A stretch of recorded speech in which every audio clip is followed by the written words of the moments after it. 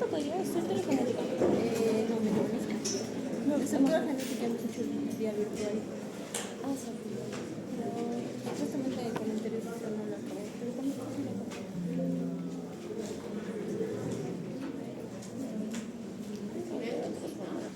Sí, con ustedes ya he hecho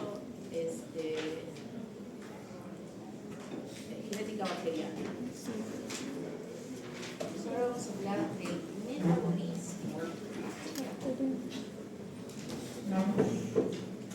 Parte de ello he estado ya introduciendo algunos conceptos en las clases pasadas para que puedan entender. Miren, aquí hay dos espacios vacíos donde hay alguien ahí. Han ido al baño.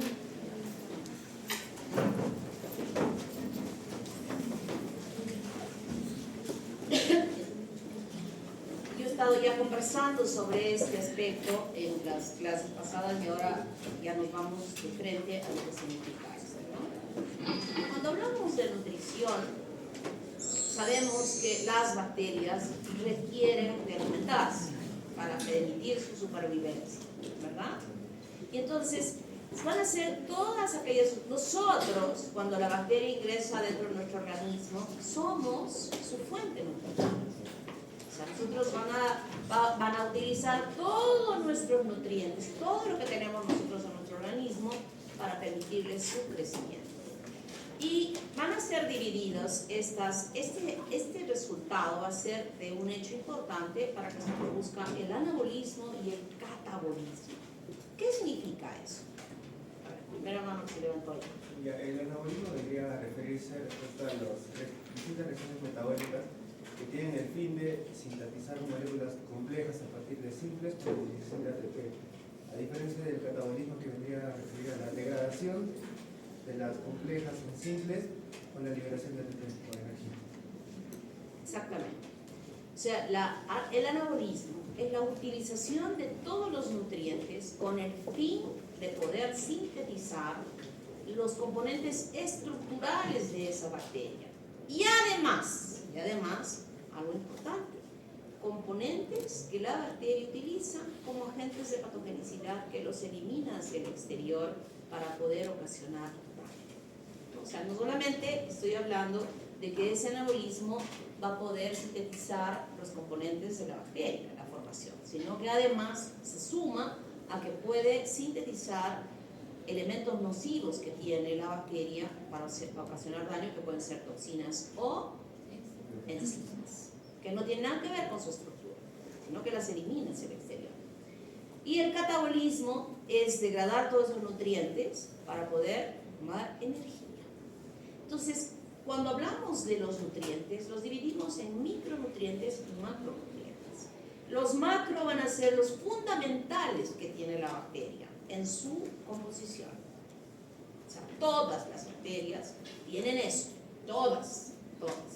¿Cuáles serían para nosotros nuestros macronutrientes? Esos son los elementos. Nuestros macronutrientes serían los aminoácidos. Nosotros, he dicho nosotros. Los aminoácidos, los ácidos grasos y los monosacáridos.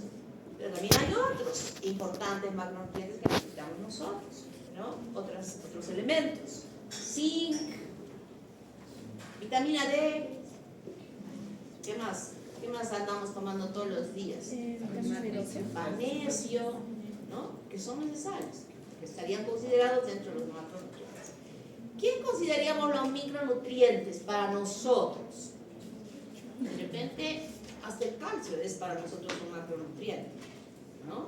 Porque tiene participación en la formación de los huesos. Creo que nosotros no necesitamos de micronutrientes. Tal vez nuestros micronutrientes serían esos que nos hacen engordar. ¿Necesitamos chocolate? Yo sí necesito chocolate. Pero diríamos que esas cosas que no son, o que pueden ser necesarias para cierta raza, que sí tienen en su hábito de consumo, que no tienen otras razas, u otros lugares, ¿no? Pueden ser considerados los micronutrientes. Pero son los elementos, que habíamos dicho que se parten hasta elementos. Por ejemplo, algunas bacterias, no todas, o sea, los micronutrientes son requerimientos que tienen las bacterias en forma específica. Las bacterias, los humanos. Podríamos hablar de razas, blanca, negra, pero en realidad no tenemos tantas diferencias nosotros entre las razas. Pero hay algunas características que hacen que seamos diferentes. Hay algunas enfermedades que afectan más a los blancos que a los negros o que a los amarillos o la raza caucásica. O sea, podrían ser esas las diferencias. Pero en las bacterias hay algunos elementos que sí son necesarios. Por ejemplo, el níquel es necesario para la participación de la ureasa. No todas las bacterias sintetizan ureasa. Nosotros los seres humanos no sintetizamos ureasa. Algunas bacterias sí, para formar amonio y poder modificar el pH de su ambiente y permitirle su supervivencia. No todos. Por ejemplo, a ver, aquí podríamos decir el manganeso, presente en superóxido dismutasa como actor de las enzimas, como por ejemplo las carboxicinases. No todas las bacterias tienen esta enzima, pero algunas sí, por eso lo llamamos micronutrientes. Y en contraposición a ellos están los macronutrientes. Los macronutrientes, fundamental el choque. Y están sí fósforo, potasio, magnesio, calcio, como macronutrientes, sodio, cloro, como macronutrientes, porque sí son necesarios que se encuentren en las membranas celulares, en algunas enzimas que van a producir, es decir, necesarios que se suman al choque. Macronutrientes. ¿Está claro? Esto sí es necesario que estén presentes. Y todo esto, tanto los micro como los macronutrientes, han sido estudiados bacteria por bacteria. ¿Qué necesitas? Nuestro cuerpo les da todo, absolutamente todo. Por eso tienen la capacidad de utilizarlos como medio de cultivo, dañar nuestros tejidos y ocasionarnos enfermedad. Entonces, y la investigación ha sido tan importante que ha permitido determinar esta bacteria para crecer necesita esto. Esta bacteria para crecer necesita esto. Se va estudiando y eso es lo que vamos a hacer esta semana. Vamos a preparar medios de cultivo para permitir el crecimiento de las bacterias. Primero vamos a cultivar lo nuestro, lo propio, nuestras muestras biológicas. Vamos a cultivar, si quieren, ese sarro horroroso que han visto 800.000 bacterias la semana pasada, ¿se acuerdan? Pueden sembrar eso si quieren. Cuando diga yo, o digamos los profesores, aquí van a sembrar sí o sí secreción faríngea. Para eso les hemos pedido esos hisopos largos que les vamos a enseñar para sacar la muestra y cultivar. Y yo voy a decir, y en esta otra placa van a cultivar de donde quieran. Se van al baño con el hisopo y soban su ombligo. Pueden sembrar de su oreja, de su nariz. Y también, si quieren, sus alas. Si quieren, van a tener ahí en la placa un área donde ustedes van a sembrar de donde quieran. Para poder ver qué crece. Y les voy diciendo que a veces cuando es de acá, han visto tantas y en esa área van a ver unas cuantitas. ¿Por qué? Porque las bacterias que están en su boca son anaerobias y esas no crecen en ese medio de cultivo. Se requieren de otros procedimientos que permitan su crecimiento.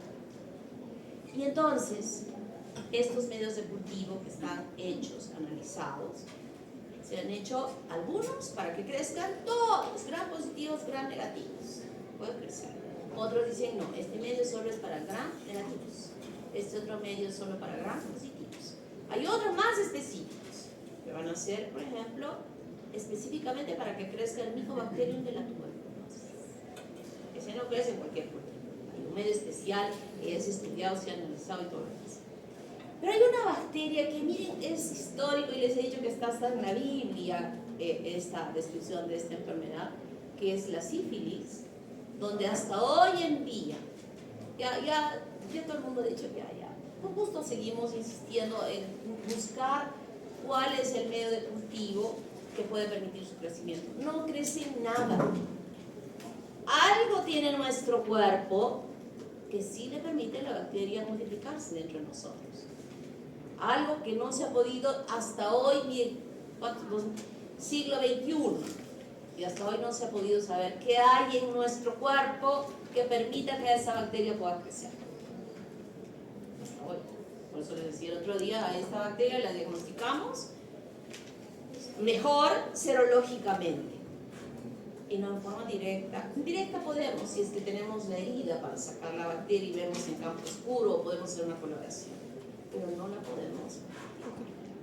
Entonces ya sabemos la diferencia entre macronutrientes y micronutrientes. Claro que esto se lo va a tener que aprender un poco. Entonces, este metabolismo celular, como ya hemos estado hablando, va a ser biosíntesis, anabolismo, biosíntesis de todos los componentes de la estructura de la bacteria para que sea utilizada en la división celular. Y además, estoy sumando acá dice componentes celulares. Y además, ¿qué dije? Agentes. Agentes de catabolismo. Y el catabolismo igualmente va a utilizar estos nutrientes, donde va a formar el resultado del catabolismo, como nos dijo su compañero. ¿Cómo se llamó ese compañero que habló? Esta es sección D. ¿Cómo se llamaba el niño que habló? Ticona Salas. Ticona Salas. No solamente es, bueno, esta producción de energía va a servir como energía para que se mueva el flagelo. Y habíamos explicado en la clase pasada cómo se movía ese flagelo, ¿no? Por esa formación de electrones que ahorita vamos a ver. O la energía necesaria para que las enzimas que trabajan en la biosíntesis puedan trabajar. Y finalmente estos productos de desecho, muy importantes, esos productos de desecho son también especiales de cada bacteria. Y esos productos de desecho de esa bacteria nosotros también conocemos, investigamos, para poder, nos ayuda a decir a través de estos productos de desecho, esta bacteria es esta, o es esta, o es esta. Y ahorita vamos a ver de qué manera es que podemos distinguir eso. Entonces esto está claro, ¿verdad? Y hemos entendido muy bien la parte del metabolismo. Y sabemos nosotros que estos compuestos orgánicos sencillos, hasta donde se fragmentan, van a formar estos tres compuestos importantes, como bases importantes para la síntesis de las proteínas o de los polisacáridos o también de los fosfolípidos o los triglicéridos, que ya hemos estudiado membrana citoplasmática y pared y estamos viendo que estructuralmente están compuestas de todos estos componentes, de proteínas, etc. ¿Verdad? Entonces, ese es el resultado. Y como producto final de ese catabolismo, lo más que se va a producir es CO2 y agua, lo que se va a eliminar externamente, y además otros componentes especiales que se producen y que nos van a ayudar a reconocer a esas bacterias.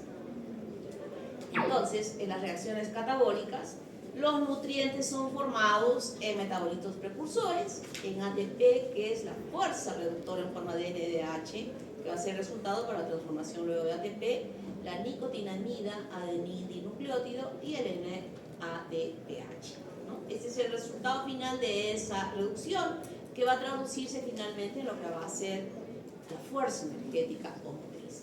Las vías catabólicas de oxidorreducción, la glucólisis, que ya lo conocemos nosotros, la derivación de la pentosa fosfato, la vía del 6-fosfato-gluconato, que también lo han estudiado ustedes en bioquímica, y el ciclo de Krebs, el ciclo de los ácidos tricarboxílicos, que se va a dar no en mitocondria, sino ¿dónde?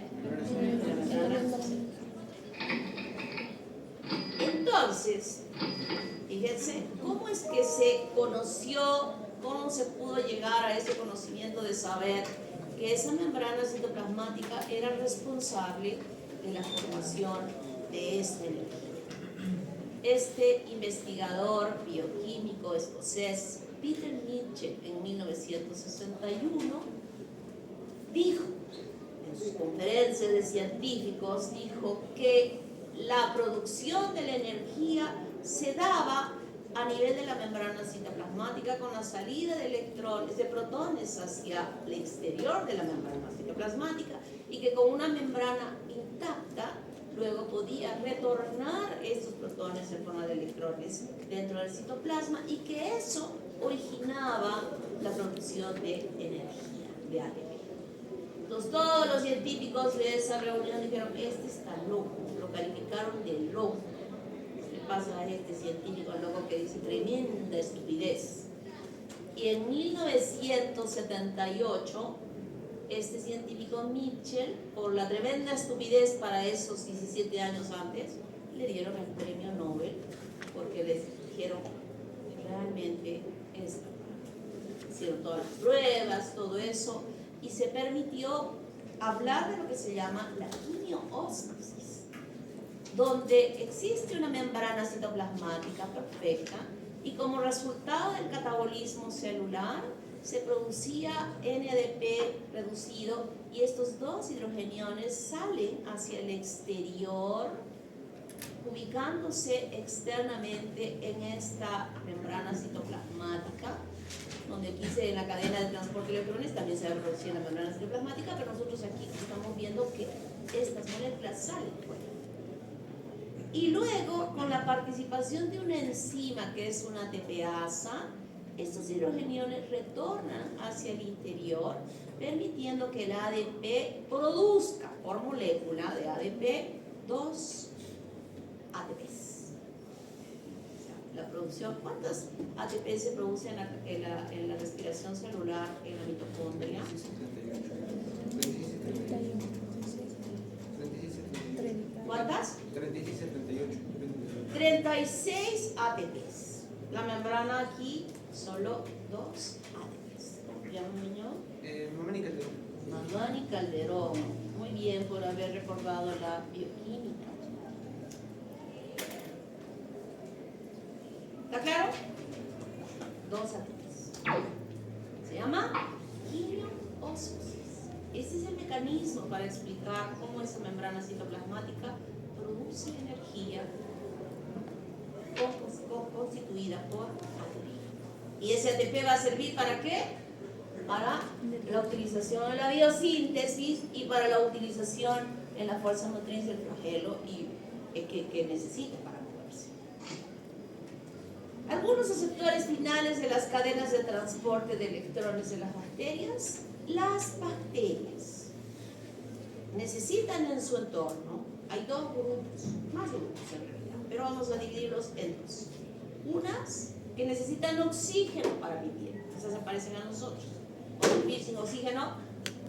No, ¿verdad? Necesitamos oxígeno para vivir. Y hay otras bacterias que no necesitan oxígeno, tienen una respiración anaeróbica, y esta es aeróbica. Aquellas que respiran aeróbico, como receptor final de esos electrones, el oxígeno, va a producir agua como producto reducido. La respiración anaeróbica la vemos, por ejemplo, en la reducción del sulfato, que va a dar lugar al sulfuro de hidrógeno. Este sulfuro de hidrógeno nosotros vamos a observar cuando estemos investigando a las enterobacterias, vamos a poder nosotros observar como un precipitado negro que se va a ver en el medio del cultivo. Y vamos a decir, sulfuro de hidrógeno.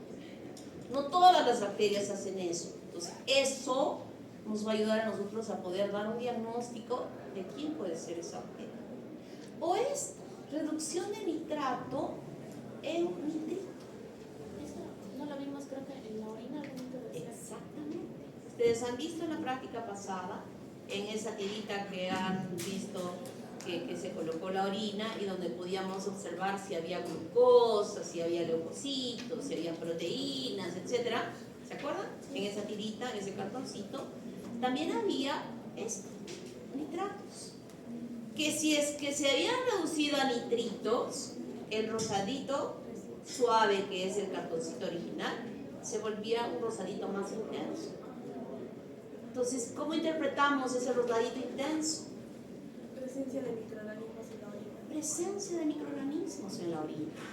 Miren, qué interesante, importante.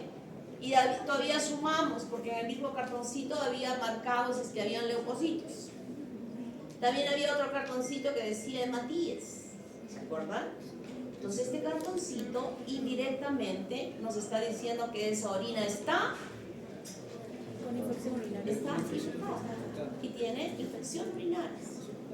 Y entonces cuando ustedes vayan a su pueblo donde van a tener una posma, habrá microscopio, habrá medios de cultivo, pero puede haber este cartoncito que ustedes se lo van a llevar. Ya deben tener, hagan su chanchito, sea un chancho bien grande, ¿ya? No un chanchito chico, un chancho de este tamaño. Esta es la plata que van a necesitar para llevarse muchas cosas a su pueblo que no va a haber en su pueblo. Chancho grande, por favor. Este fin de semana que ha pasado ya debieron haber puesto una buena parte, porque seguro que les han dado una buena propina para las fiestas, ¿no? Menos una cerveza, black. Debió haber ido. Ese chancho va a servir para, por ejemplo, todos los que usaban lentes, como yo, y es que he guardado plata para llevarse siquiera un par de lentes más en su viaje. Imagínense que se les rompa el lente. ¿Qué van a hacer sin lentes ahí en su pueblo? Lentes. Yo voy a ir diciendo a lo largo del curso qué cosas tienen que ir comprando para que vayan poniendo ahí. Creo que ya el año pasado incluso ya mencioné algunas. ¿Ya está el chancho entonces bien puesto o no hay chancho? Por favor, hagan su chancho. Y en este caso va a ser para comprar ese reactivo que han visto, ese frasquito que cuesta más o menos entre 70 y 80 soles, que viene como 50 tiras de estas y que las van a cortar por la mitad. Recuerden que eran bien anchitas, las pueden cortar bien perfectamente por la mitad y ya tienen el doble. Y eso les puede ir ya orientando que su paciente tiene infección urinaria con esta forma. Y ya van a poder, sin tener microscopio ni nada, dice, este paciente que viene con ardor y dolor y está saliendo positiva esta reacción, sí tiene bacterias. Y además tiene leucocitos. Sí tiene bacterias, pero no tiene leucocitos. ¿Infección urinaria? No. Entonces, si además tiene leucocitos y tiene bacterias, sí hay infección urinaria que está reaccionando de esa manera. Y ya puedo darle un tratamiento más positivo de que estoy encontrando a esa persona con infección urinaria. Miren, qué interesante que usamos el conocimiento del metabolismo de las bacterias para ya ir teniendo la idea de qué cosa está sucediendo si está presente la bacteria en una muestra biológica. La desnitrificación, por ejemplo, el sustrato son el nitrato y aquí produce gas, nitrógeno. ¿Quién me dice qué es esto? Sea una bacteria anaerobia. Tengo mi paciente que ha venido con un vólvulo de sigmoides. El vólvulo es esa torcedura que hay del intestino y que no puede pasar, no hay tránsito intestinal, ¿no?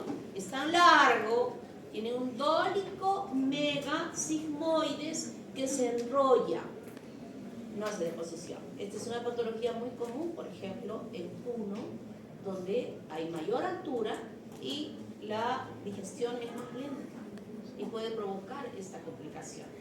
Entonces el médico llega aquí o allá, en Puno, lo opera, está cortando sigmoides. ¿Cuánto era la bacteria que existía en las heces? 50%. Y dije, de ese 50 no vende ese coli, pero el 10 son otras bacterias. Entonces esa cirugía es muy contaminada, a pesar muchas veces de todo el cuidado que se tiene, que se le da una terapia antimicrobiana, puede contaminarse la herida. Y esa herida, el médico sabe, está muy pendiente de él, incluso a las horas, pero en la mañana y en la noche se acerca a ver a su paciente, el médico responsable, y tiene la incisión y va a ver rojita, pero toca. Esta es aquí está la unión, la sutura de las dos, y a los lados de esa sutura presiona con sus dedos, suavemente, presiona. Si siente que debajo de esa piel aparentemente normal hay crepitación, significa que hay gas. ¿Y qué qué significa eso?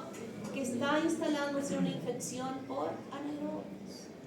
Inmediatamente indica que el paciente vuelva a sala y le va a cortar, le va a sacar todo este tejido donde hay crepitación y le va a dejar hasta el músculo expuesto, porque está retirando todo el tejido celular subcutáneo y la grasa que está contaminada.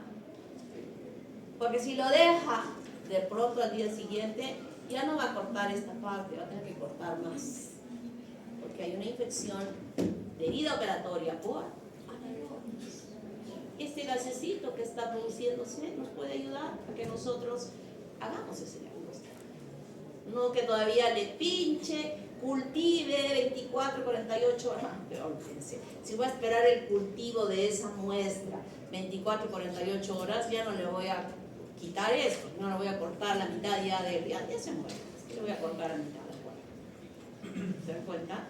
Entonces, esos elementos que estamos conociendo de las características del metabolismo de las bacterias que se traducen clínicamente, nos ayudan a que nosotros ya podamos estar haciendo diagnósticos clínicos rápidos. Cuando hay una infección por anaerobios, el diagnóstico clínico es fundamental para poder preservar la vida del paciente. ¿Está claro? Derivados tóxicos del oxígeno, por ejemplo, estas bacterias que producen clavoproteínas, que tienen clavoproteínas de su metabolismo, una formación, puede producir peróxido. Y este peróxido que se está produciendo, aquellas bacterias que tienen, y hemos dicho, que no solo es estructural lo que sintetizan, sino enzimas, como por ejemplo la catalasa, que vamos a estudiar nosotros ahora la próxima semana en la práctica y la clase. Ya vamos a empezar, a partir de la próxima semana, ya nos metemos de lleno a las bacterias. Estas 2 semanas son para ver en forma general todo, que yo sé que es mucho, pero estoy tratando de que me entiendan.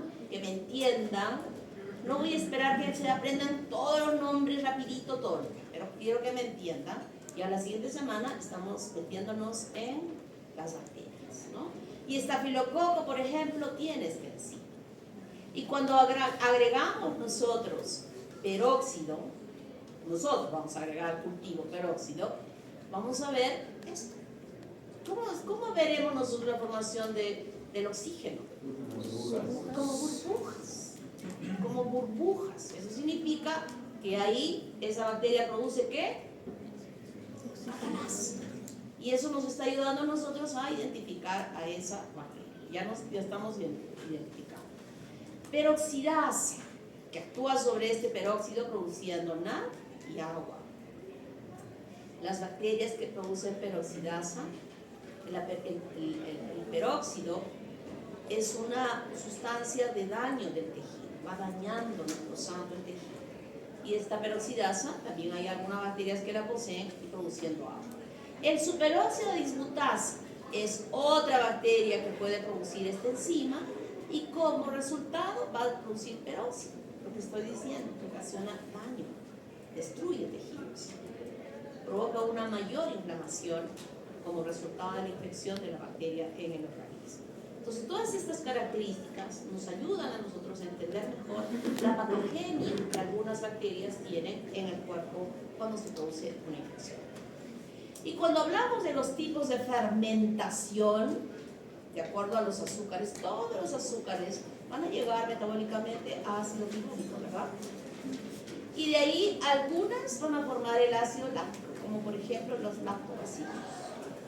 Ese ácido láctico que se encuentra, el lactobacillus es aquella bacteria que se encuentra en nosotras las mujeres en la vagina de la mujer, permitiendo que el pH sea ácido. Permitiendo que el pH sea ácido. Y ese pH ácido es muy importante a nosotras porque evita que otras bacterias que no tienen este pH puedan ocasionar infección, traducir su infección. Y ese pH está bien relacionado a las hormonas, ¿verdad? A las hormonas, de acuerdo a las hormonas, en el ciclo normal que hemos hablado el semestre pasado, mantiene ese pH perfectamente bien, evitando que las mujeres desarrollen infecciones vaginales. Alcohólica, producción de etanol. Esto lo hacen algunos hongos, como las levaduras, esa que les gusta mucho a ustedes. ¿Cómo se llama esa levadura? Es quien produce la cervecita. Saccharomyces cerevisiae. Metabólicamente, esta llega hasta la producción de etanol. Ácido mixta. Pueden producir en el metabolismo con la participación del acetilcoenzima A, el ácido acético y etanol. La butilglucólica, produciendo el ácido butírico, por ejemplo, el enterobacter. Esto nos va a ayudar a nosotros a poder hacer el diagnóstico.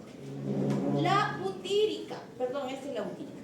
La propiónica, producción de ácido propiónico, como resultado, esto por ejemplo lo hace el propionibacterio. Esta butírica la produce el Clostridium. Este Clostridium, que es anaerobio y que tiene características especiales, cuando estemos hablando sobre los anaerobios, yo les voy a recordar. Y la división celular es el resultado justo de ese metabolismo. Cuando ha sintetizado todos los componentes estructurales de la bacteria, la membrana, la pared, que va a dar lugar a esta célula hija con todos esos componentes. Y no solo eso, además, ¿qué más? A ver, aquí, de pronto, Agentes hepatogenesis. agentes hepatogenesis. O sea, la biosíntesis, el resultado final, en realidad es la formación de una célula hija que mantenga todas las características de esa célula con todo lo que tiene, ¿no? En la biosíntesis de esa bacteria, y que también ha sucedido el catabolismo, que ha dado la energía para poder formar esa nueva célula. Factores ambientales que influyen en el crecimiento de la bacteria: la temperatura. La temperatura de las bacterias que son patógenas para nosotros los seres humanos están, les llamamos mesófilas, porque están, diríamos, en la temperatura intermedia, mesófilas. Estos microorganismos pueden vivir entre 25 y 45 grados centígrados. Eso también conocemos, eso también sabemos de cada bacteria, en qué temperatura crece mejor esa bacteria, para darle la temperatura correcta en ese aparato que hemos visto ya en las aulas de práctica, que es la estufa. Que en esta semana ya les vamos a explicar mejor para qué sirve este, para qué sirve este, para qué sirve el otro, porque vamos a utilizar en la primera práctica de esta semana, vamos a hablar sobre ello, y además vamos a preparar los medios de cultivo que nos toque a cada grupo va a preparar unos tipos diferentes de agaves. Los que hacen práctica conmigo se han librado porque no nos toca dar sangre, porque le sacamos sangre a los chicos para hacerlo. No sé a quién le toca, a qué doctor le toca. No se preocupen, chicas, porque siempre le sacamos a los chicos, porque ellos no pierden sangre, en cambio ustedes pierden mensualmente y que siquiera pierdan algo, ¿no? Doctora, ¿se han dirigido por qué tipo de cultivos van a hacer? ¿De casualidad quién le toca la doctora? ¿Doctora qué? Creo que exacto. A Garza. Mira, no, de verdad no sé, no recuerdo haber vivido eso. A mí no me toca. Eso he visto que a mí no me toca. Así que los chicos de mi grupo, quien esté aquí, se libraron de que los pinchen. Entonces, en esta semana nosotros conocemos la temperatura óptima en la cual crecen algunas bacterias de mayor o menor temperatura que tienen un crecimiento mejor. Luego vemos el requerimiento de oxígeno. Ya hablé sobre las aerobias obligadas, ¿verdad? Aerobias obligadas, que no pueden crecer en la mínima concentración de anaerobiosis que pudiera existir, que para ellas es letal, requieren de oxígeno necesariamente, por ejemplo, los micrococos. Anaerobias obligadas, igual, no pueden recibir una mínima cantidad de oxígeno. Yo les hablé de este paciente que había sufrido de esta infección, ¿verdad? De la pared bacteriana, y que por la crepitación el médico asume que es una infección por anaerobios. Entonces, en este caso, por ejemplo, si es que no fuera esto, y todavía, bueno, les digo honestamente, cuando un paciente que lo han operado se le encuentra esto, No hacemos ningún cultivo, para nada. El paciente sale y se retira todo el tejido que se nota, luego que retira la piel que parece estar bien. El médico, y ustedes se van a dar cuenta cuando estén ante una situación igual, las características que tiene ese tejido que está infectado. Es claro, clarísimo. Entonces, cuando hay otro tipo de infecciones anaerobias en otra parte del cuerpo, que igualmente puede haber crepitación, no hay alguna duda, sí se hace un cultivo para anaerobios. Y ese cultivo para anaerobios tiene requisitos estrictos. Él se pide al laboratorio y el laboratorio va, o sea, el técnico de los otros cultivos que son para anaerobios, el médico recoge la muestra, lo tapa y lo envía al laboratorio. Pero cuando es para anaerobios, solicita al laboratorio que quiere hacer un cultivo para anaerobios. Entonces, eso tiene algún requerimiento especial. Vamos y con la aguja se pincha directamente en aquella área que se supone que está desarrollándose una infección para anaerobios. Se pincha, se aspira la secreción que pueda haber allí y apenas sale la agujita de la piel, estamos esperando con un tapón de caucho donde introducimos la punta de la aguja. Y llevamos raudamente al laboratorio, donde el procedimiento de cultivo también requiere de mucha seguridad para que no esté expuesta al oxígeno. Si no hacemos todo ese procedimiento con tanto cuidado, así veamos en el gran 800.000 bacterias, el cultivo va a ser negativo. Por eso es que tiene un requerimiento especial el cultivo para las bacterias que son aerobias obligadas. Aquí generalmente están por ejemplo, el Clostridium con todos los géneros y también otras bacterias anaerobias como el Bacteroides, que se encuentran, por ejemplo, en la boca o en el tubo digestivo. Anaerobias facultativas. Crecen mejor en presencia de oxígeno, pero también pueden crecer en su ausencia. Por ejemplo, Escherichia coli. Microaerófilas. Microaerófilas, o sea, puede requerir de pequeñas cantidades de oxígeno para su crecimiento. O sea, por ejemplo, Helicobacter pylori. El Helicobacter pylori, lo estudiamos, generalmente no hacemos cultivo de él, si no tenemos otras formas de diagnóstico. Cuando estudiemos esta bacteria, nuestro diagnóstico va a ser a través de biopsias gástricas. No hacemos cultivos de él. Anaerobias aerotolerantes son indiferentes al oxígeno, o sea, puede estar el oxígeno y no llegar a destruirlos. Por ejemplo, Streptococcus pyogenes, algo que vamos a estudiar nosotros. Entonces, ese conocimiento a nosotros nos ayuda para utilizar bien el nivel de oxigenación que vamos a darle en el cultivo para permitir su crecimiento. El pH neutro. Ese medio de cultivo ya está bien elaborado. El medio viene en unos frascos, que es como un polvo de gelatina, como el polvo que le vamos a adicionar agua para disolver y luego hacemos las plaquitas, que esta semana vamos a hacer. Entonces ya están todas reguladas incluso con el pH para saber cómo está, si está de acuerdo al requerimiento que conocemos ya de qué bacteria va a crecer allí. Pueden ser ácidos o pueden ser alcalinos, ¿no? En el medio de cultivo. Hemos hablado hace un momentito del pH de la vagina, que hay un ambiente en nuestro cuerpo con ese pH que tiene que estar y que es muy beneficioso para el crecimiento de esos bacilos de Doderley, pero es tremendamente no beneficioso para que otro tipo de bacterias puedan crecer allí. Pues el pH ácido nos protege a las mujeres de que se puedan desarrollar infecciones a nivel de vagina. ¿Puede modificarse el pH de la vagina en la mujer? Sí. ¿Cómo? A ver esa niña. ¿No? ¿Qué más? Podría ser por una inmunosupresión debido a falta de las hormonas como una hipoficiaria. Puede ser que hayan fallas en las hormonas femeninas de la mujer, porque esas hormonas en sus niveles óptimos ocasionan que haya un buen pH. Incluso cuando una mujer, como ustedes, a ver, yo voy a decir esto y algunas estarán aceptando, diciendo es verdad. ¿Por qué se producía la menstruación? A ver esa niña. Por un desprendimiento de la capa funcional ante la caída de estrógeno. Ante la caída del estrógeno, progesterona, FSH, LH, ocasionaba que los vasos que estaban irrigando se cerrasen, había vasoconstricción y necrosis, ¿verdad?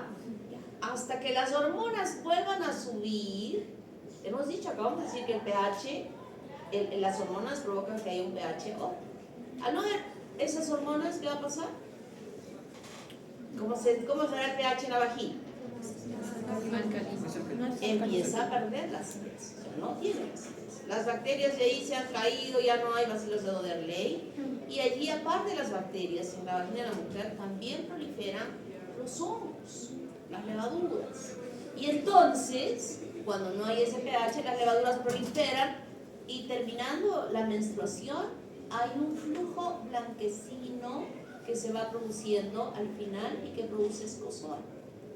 Suben las hormonas y automáticamente el pH se modifica y sin mediar ningún tratamiento, este flujo que aparece y el escozor que puede haber desaparece. ¿Verdad? Y eso es normal, puede producirse. A ver, de repente no lo han percibido, pero ahora ustedes lo van a percibir, terminando de menstruar, así. Mira, ¿ok? A ver, hay algunos que han hablado, pero algo bueno. ¿Quiénes? ¿Qué has dicho, Chise? De las burbujas. Medio punto por las burbujas. María Fernanda Delgado. Fernández. Delgado Chávez. Delgado Chávez. Sarmiento, ¿Qué has dicho, Sarmiento? de las hormonas respecto al pH. ¿Qué has dicho? Agentes de patogenia. Eso lo habíamos dicho un ratito antes, creo, también. También dije infección urinaria. Salazar Montaña.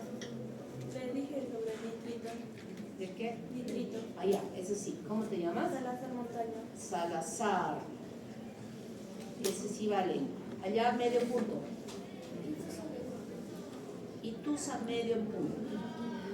Como mi amigo Chisi. ¿Ya? Chisi, tienes que hablar otra más, para que completes tu punto. ¿Hasta acá hemos entendido bien? ¿Sí? Chicos, ¿hay alguno que está durmiéndose por ahí? ¿Sí? ¿Han entendido? A mí me interesa que en estas clases entendamos en forma global todo lo que estoy queriendo, a donde les quiero llevar. Yo sé que esta parte no es bonita, yo lo sé, es media horrible. A quienes no les ha gustado la bioquímica, olvídense, no deben estar diciendo, ay, otra vez la química, ¿no? Pero es importante que lo entiendan. Entonces, la biosíntesis es la etapa donde los intermediarios precursores, ¿quiénes serán? Los elementos se transforman en las subunidades básicas de las macromoléculas, aminoácidos, ácidos grasos y monosacáridos, ¿verdad? O sea, estos son los intermediarios precursores que se han fragmentado de nuestro cuerpo o de el medio de cultivo hasta allí. Es verdad que hay algunos que han evolucionado más, algunas bacterias que ya utilizan los aminoácidos, pero la mayor parte de las bacterias siguen fragmentando hasta elementos. Y luego se ensamblan esas macromoléculas para formar las proteínas, los fosfolípidos, los polisacáridos. En todo lo que hemos estudiado la semana pasada de la estructura de la bacteria hemos visto que hay polisacáridos. ¿Dónde? En la cápsula, en el antígeno O, el lípido A, en el lipopolisacárido, que es lípido A más esa cadena de polisacáridos que se encuentra en la pared celular de las bacterias gram negativas, de las porinas que sirven para transporte, de las enzimas. La ATPasa es una enzima, ¿verdad? Es una enzima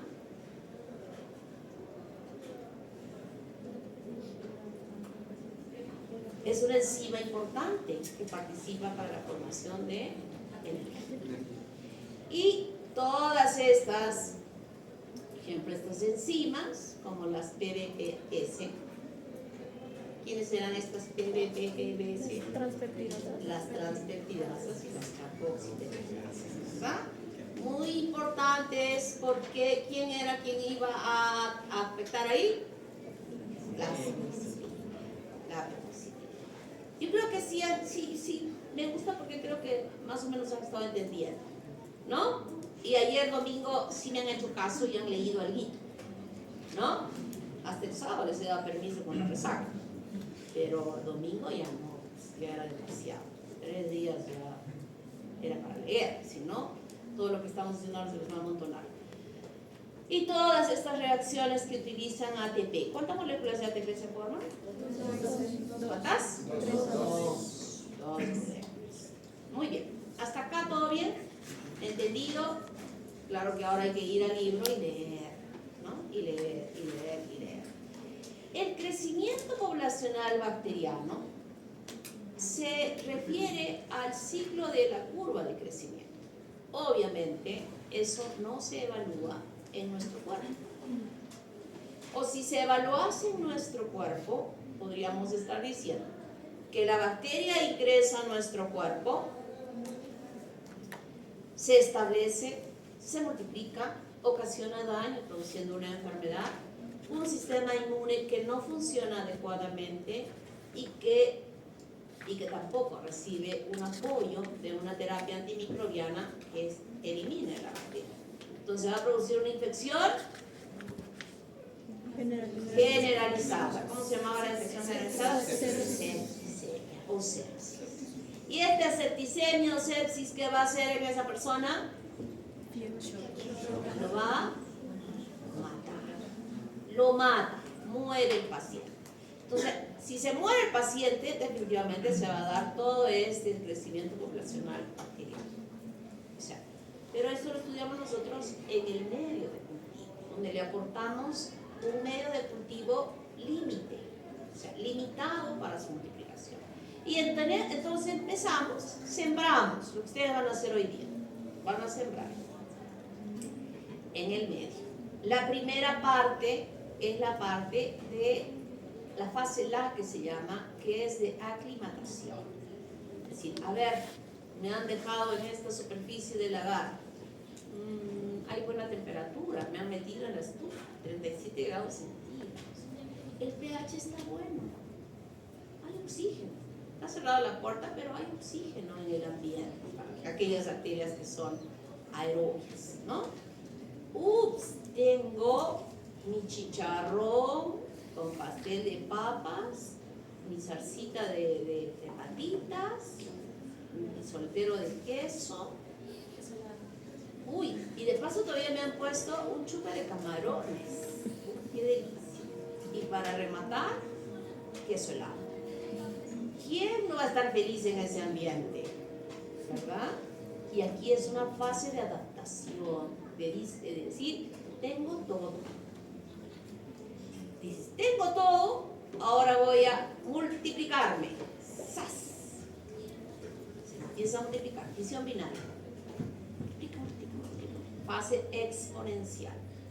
Aquí, en ese cultivo que ustedes van a hacer, de donde quieran y de su garganta, esta es la placa y aquí va a caer una bacteria, aquí va a caer otra, y aquí otra, y aquí otra, aquí otra. De repente, si hay muchos que tienen, van a haber muchísimas.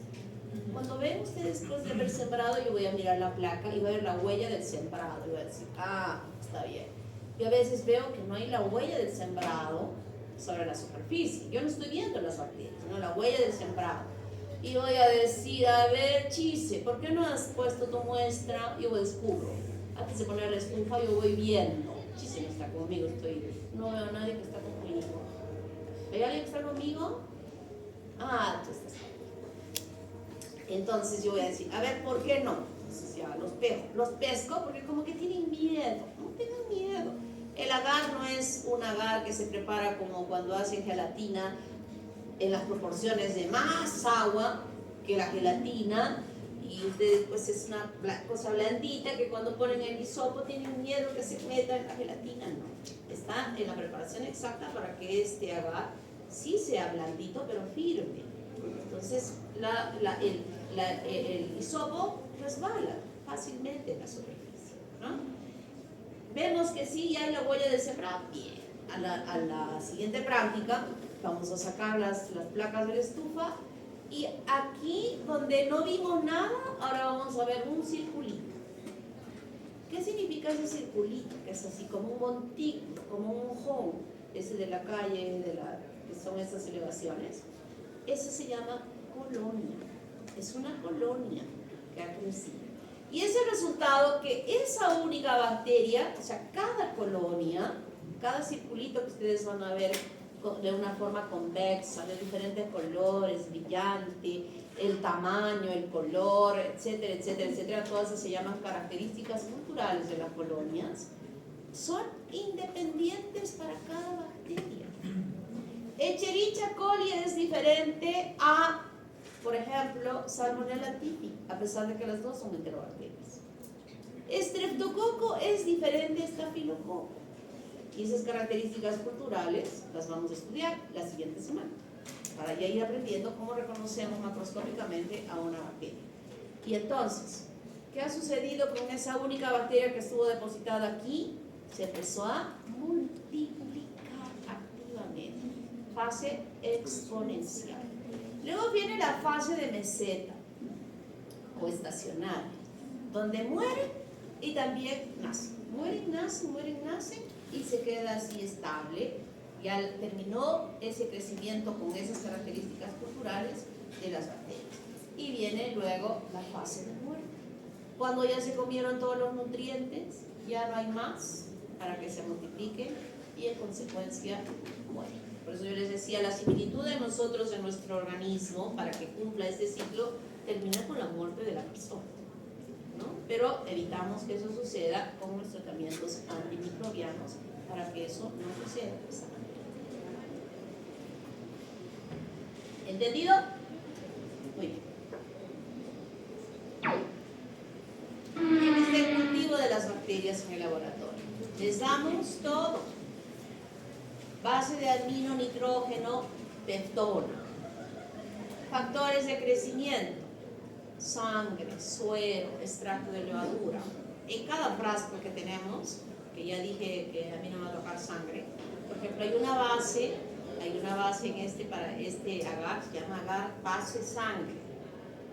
Y a ese agar se le va a adicionar sangre, que usualmente la receta de la preparación dice sangre de carnero. ¿De dónde vamos a conseguir sangre de carnero? Entonces los tenemos nosotros en el laboratorio, unos carneritos que nos van a hacer. Pero preguntamos siempre a ese alumno, ¿estás teniendo algún tratamiento antimicrobiano? Porque imagínense, está tomando un tratamiento, una terapia antimicrobiana, y su sangre la ponemos en el medio, ¿va a crecer la bacteria? No va a crecer, ¿no? Entonces a los que están sanitos, por si acaso solo son milímetros, ¿ah? Chicos, no estén asustando que les vaya a tocar, que les van a sacar medio litro de sangre, que suelen ustedes dadivosamente dar cuando hay las campañas de donación de sangre. No es esa cantidad. Son 3 milímetros, 5 milímetros, mililitros, no mililitros. Milímetros cúbicos. Fuente de energía, azúcares, sales para tamponamiento, fosfatos, citratos, sales minerales, calcio, magnesio, hierro. ¿Se acuerdan de los macronutrientes? Y específicamente en algunos casos, vamos a poner agentes selectivos. Miren, aquí sí le ponemos antimicrobianos y colorantes. Por ejemplo, he dicho que hay un medio de cultivo que se llama, creo que no lo dije, pero lo digo ahora, the Lowenstein-Jensen. Ese es un medio de cultivo que es específico para el Mycobacterium tuberculoso. Cuando nosotros le pedimos al paciente que sospechamos que está con tuberculosis, le decimos, señor, mañana, sin lavarse la boca, sin nada, usted va a expectorar lo que mejor pueda, que le salga desde lo más profundo de su tráquea, el mejor pollo que pueda. Le damos un frasco de boca ancha y él expectora directamente en ese frasco. Esa bacteria ha salido ¿por dónde? Por los bronquios, por la tráquea, por la orofaringe, por la boca, ¿no? Y ¿alguno ha tenido la curiosidad de hacerse una coloración de la superficie de la lengua? Sí, o sea, raspar con la superficie de la lengua. No aquí que les hemos dicho la encía, sino sobre la superficie de la lengua. ¿Nadie? A ver, ahora que tienen el laboratorio libre, alguien haga su coloración de la lengua. Igual de contaminada. La flora en la boca es diferente en la cara externa de los dientes, en el maxilar inferior que en el superior, en la cara interna de las muelas, diferente a las que están acá delante, por delante o por detrás, diferente acá, diferente en la superficie, en la lengua. Por eso es que cuando ahora van a hacer ustedes su muestra para cultivar, les enseñamos la orofaringe y tienen que entrar con el hisopo así, sin tocar los dientes, no sé, abre la boca, no vamos a tocar la superficie de la lengua ni las paredes de los carrillos. De frente nos vamos a ir porque le vamos a bajar la lengua con el bajalenguas, de frente hasta la pared posterior de la faringe. Y si yo veo que está rojita las amígdalas, le voy a sobar las amígdalas. Claro que está queriendo vomitar. Pero si yo toco la superficie de la lengua, ya no sirve. O sea, ya cometí un error en tomar esa muestra porque de ahí van a salir otras bacterias y no las que probablemente estén ocasionando, por ejemplo, una faringitis. Entonces, si yo estoy diciendo eso y el esputo no sale así, de frente, pasando la tráquea por el medio de la tráquea y caiga al brazo, pasa por la boca, ¿verdad? Entonces allí van a haber muchas bacterias que están contaminando la muestra que está saliendo desde la tráquea. Y aplicamos esto. En ese medio de cultivo del lowensteinense hay antimicrobianos que sirven para matar las bacterias comunes, si le llamamos. A todas las bacterias, excepto a la de tuberculosis, le llamamos bacterias comunes. Y a la bacteria de la tuberculosis le decimos específica. ¿Por qué empleamos a veces esta palabra específica? Para tener cuidado cuando hablamos delante del paciente. A ningún paciente le gusta que le digan que el paciente es tuberculoso. Y siempre decimos en la historia, estamos presentando a nuestro paciente en la visita, el señor Juan Pérez, que está en su 18º día de internamiento, ingresó con un diagnóstico infeccioso específico. No vamos a decir, el paciente Pérez que está con tuberculosis en su 18 día. La visita, al menos en el hospital general, aquí está la cama del paciente y aquí está 30 personas alrededor de la cama. Recuerden que ese hospital es lindo, hermoso, yo amo el hospital general. Hay un espacio grande donde están las internas de enfermería, las estudiantes de enfermería, los estudiantes de medicina, de ahorita, de la UNSA y de la Católica. Dentro de 1 año, 2 años, los de la San Pablo, los de la San Martín, los de la Continental. La Continental. Continental, la UTP, así. ¿Se dan cuenta? Los internos de de las diferentes universidades. Y aquí los residentes de primero, segundo, tercera, los asistentes, el jefe de 30 personas. Ya, 30 personas que le digamos a un paciente que es tuberculoso, eso es, ¿verdad? Es muy triste. Entonces hablamos, tenemos nuestro lenguaje que conocemos nosotros, de decir que es específico. Entonces, este medio de cultivo de lowensteinense mata a todas las bacterias comunes y permite solo el crecimiento del Mycobacterium tuberculosis. Entonces, es un medio que empleamos. Indicadores, por ejemplo, el rojo de fenol. Nosotros vamos a hacer las pruebas bioquímicas metabólicas, de todo lo que yo he mencionado, de la fermentación, de las proteínas, de la reducción de nitrito, nitrato, etc. Es decir, sería una contaminación total para el laboratorista que estemos identificando todos estos compuestos químicos. Entonces, ¿qué empleamos? Indicadores que van a darnos una respuesta, es decir, aquí se ha producido nitritos, aquí se ha producido peróxido de hidrógeno, por esos cambios que se dan como resultado, que se agregan también a ellos. Y agentes significantes como el agar. Hay medios de cultivo que son estos agares más firmes y hay otros que no son tan firmes, o sea, es como cuando preparamos, le echamos más agua para poder permitir un crecimiento dentro mismo del agar, cuando por ejemplo vemos la movilidad.